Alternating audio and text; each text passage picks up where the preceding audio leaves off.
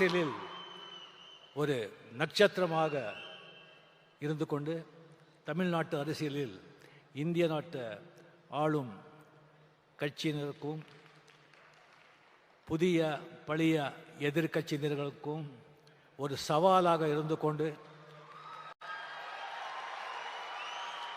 வாங்க 26 பார்க்கலாம் அப்படின்னு தனக்கே உறுதியான அந்த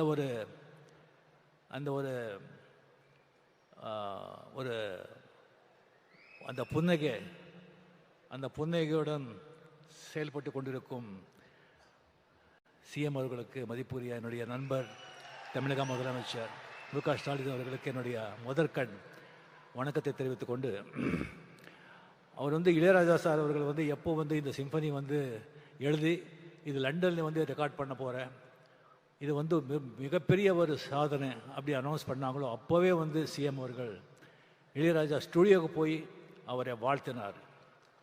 அது மட்டும் இல்லை, இந்த ரெக்கார்டிங் அவர் முடிச்சுட்டு வந்த பிறகு அவருக்கு ஏர்போர்ட்லேயே அரச மரியாதையுடன் வரவேற்று அவருக்கு பெரிய கௌரவம் செலுத்தணும் அப்படின்னு சொல்லி இந்த ஒரு மாபெரும் விழா, அந்த ஒரு எளிய பிரம்மாண்ட மனிதனுக்கு இந்த ஒரு பிரம்மாண்டமான ஒரு விழா நடத்தி இந்த மாதிரி அங்கே சம்பனி வாசித்தவங்களே இங்கே அரசு செலவில் இங்கே கொண்டு நம்ம கண்ணுக்கும் காதுக்கும் விருந்து அளித்திருக்காரு. அவருக்கு உங்கள் சார்பிலையும் என் சார்பிலையும் சிஎம் அவர்களுக்கு என்னுடைய மனமார்ந்த பாராட்டியும் நன்றிகளை தெரிவித்துக் கொள்கிறேன்.